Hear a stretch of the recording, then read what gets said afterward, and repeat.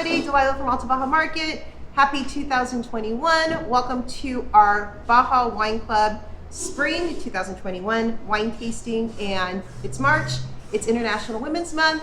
And to celebrate, we are focusing this shipment on Lulu Martinez's wines. You've heard us talk about her numerous times in the past. She's probably the most well-known wine maker in the Valle right now. She's incredibly popular, incredibly talented. She has studied in Bordeaux for 15 years. That's where she learned on... Enology. What was it? Just say it, enology. Enology. That's so weird because a good friend of mine from high school went to school for enology, but it just left my brain right now. And vitrology, right? Yeah. Okay. Whew. So anyways, we've got all of our friends here. I'm going to have them do a quick introduction, and then we're going to line up our wines. Hey, my name's Allie. I'm a sommelier, live in Santa Ana, and I'm excited to be here and taste some of these awesome wines. Hello, I'm Jenny. I work over here at Recess by Playground, and I'm excited to be another part of this tasting with everyone. Excited to learn more about wine on my wine journey. Hey, I'm Sarah, Santa Ana local designer and wine enthusiast. Just here, excited to drink some wine with Lulu and Baja.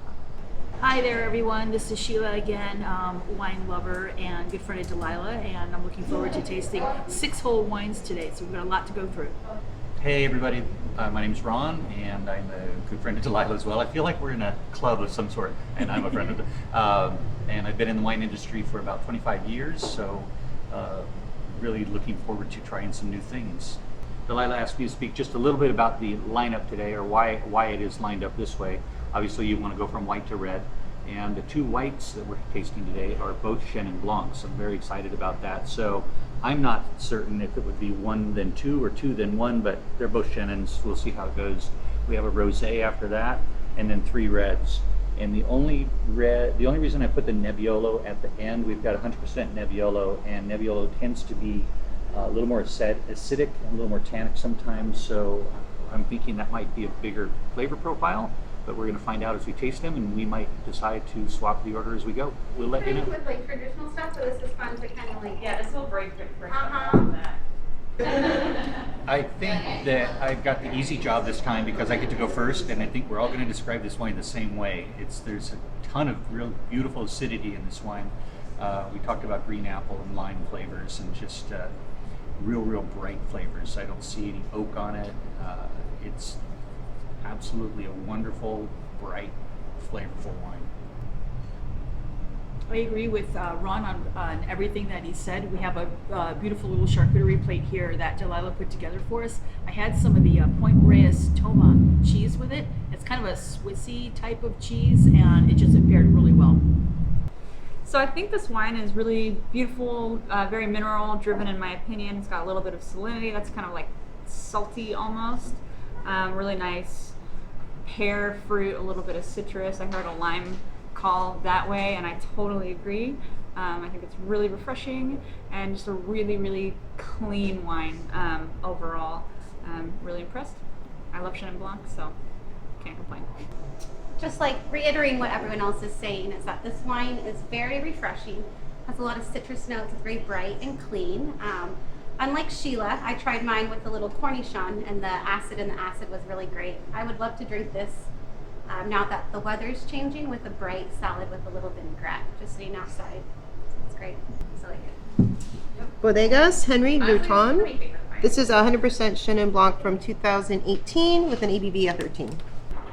So the Henri Lurton Chenin Blanc from Baja was one of the very first wines that I fell in love with from the region, and I got to meet Lulu and learn about her story, and I'm kind of like a lifer on that wine. But in regards to the flavor profile compared to the first wine, which is the same varietal, I sensed a little more stone fruit for me, maybe what was like more citrus focused in the first wine.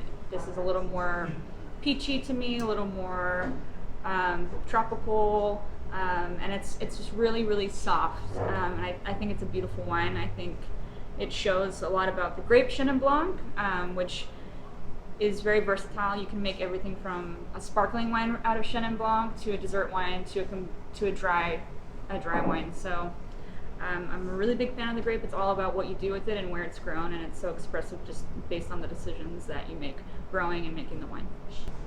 This is another great Chenin Blanc that we've had here. Compared to the first one that we were all talking about, I think these flavors are a little bit muted, a little bit more muted, a little bit softer. I would probably pair this with maybe a simple chicken that's been sous vide and then finished on the grill, so you get a little hint of smoke, or maybe a fresh, bright pasta pomodoro, because you've got the acidity and tomatoes that'll pair really well with this wine. So next we have Bruma, their rosé. This is new for us. We've talked about their Chardonnay and their red blend before. Everybody loved the Chardonnay and the red blend as well, but the Chardonnay was like a standout. So anyways, this is our rosé. It just came out, 2020. This wine's delicious. We're all geeking out about it. The nose versus like the actual mouthfeel. My mouth is salivating right now. This has a lot of like crisp acidity, bright cherry, makes you want more and more. I actually haven't seen a rosé with Sangiovese grapes. So it has that Sangiovese character with a little bit of cherry, acidity, brightness. But with the rosé, it's making you want to grab it. It's really fun. I really like this wine. Hey, so like everyone was saying, this is very like mouth-watering. Like it's so savory and has like these great mineral flavors and fruit flavors that I'm finding it really pairs well with this beautiful charcuterie plate provided by Delilah. Particularly, I love the strawberries and the salami with it. I feel like it complements it just like so nicely. Another really good wine that we have here, Delilah had mentioned earlier that it's not the kind of rosé that you would expect. I expected this to be a little bit softer, a little bit lighter, but to me we were joking about it earlier, it tastes like a watermelon Jolly Rancher with no sugar in it. So maybe like the rind off of a watermelon, but it's still bright and very approachable. Next we have the Pionero from 2019. It's a blend of Cabernet, Merlot, and Tempranillo. Shot. I didn't see Dublin 4, by the way. I think he likes the scout, so. It's a little bit buttery.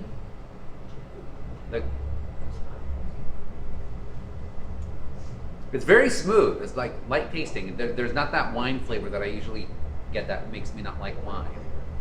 Excuse me? Huh? Smoky though, right? Yeah, a bit of smokiness for sure.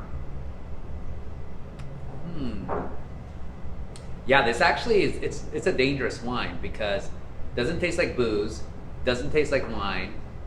It almost tastes like grape juice. Not tart, but I'm saying it just has a right in the middle between dryness and whatnot. Look, I've had bourbon.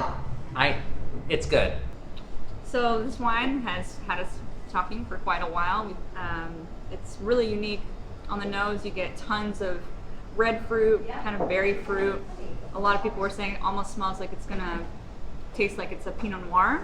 But when you taste it, the body is similar to maybe a really full Pinot Noir or Grenache, but then there's tannin, and the tannin imparts kind of a smokiness, and it's just kind of enigma-like, which is one of the coolest parts about wines from Baja. The government doesn't dictate what grapes you can blend, so there's a lot of like creativity in the region, and this is a perfect example of that.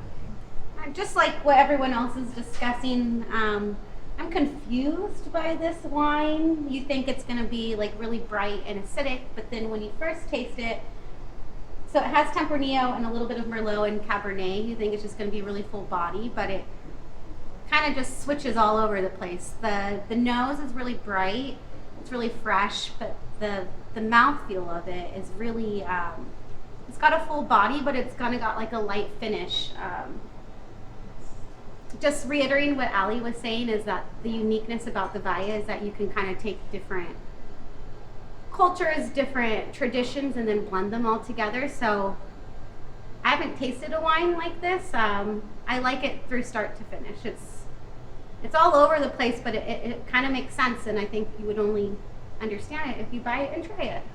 This is another fantastic wine. It's about 70% Tempranillo, and the first thing that I got out of it, my first sip, was smoke.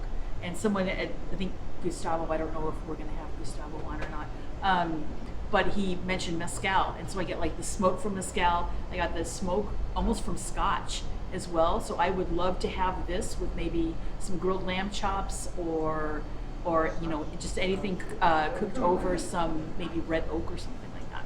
It'd be fantastic.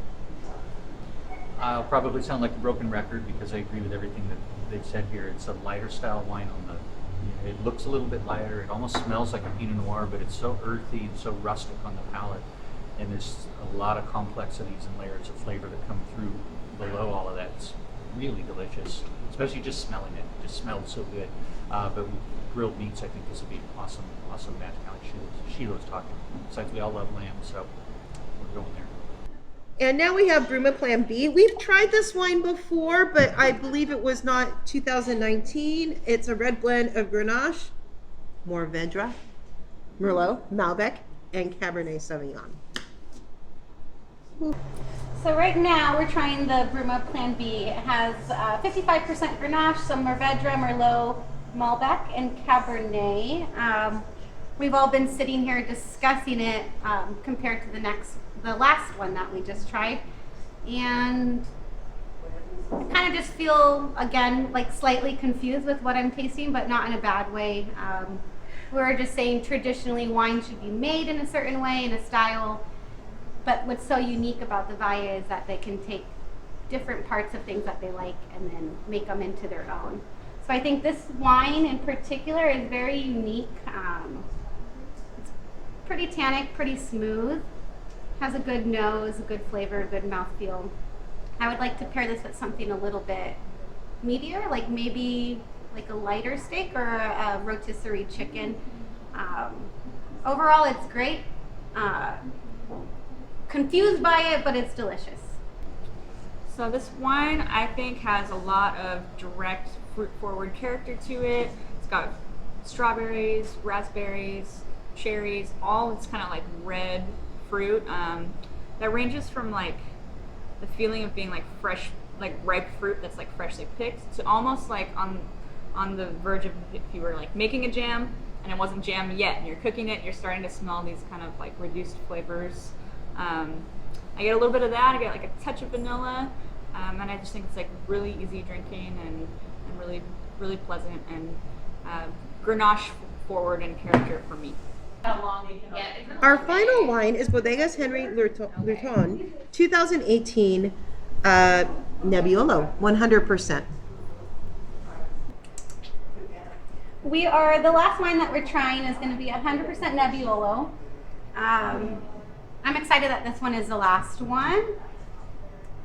It has a lot of pucker, but also a little bit of tannin to it. I think this would age really well. It has a lot of like dark fruit, like dark cherry. Like, it's nice. It's really nice. I think this would go really well. It could age really well, and it'd also go great with like a steak. But I think this has the potential to like lay down for a long time. And the tannic, the dryness at the finish keeps making you want more. I think it's a great one to finish on.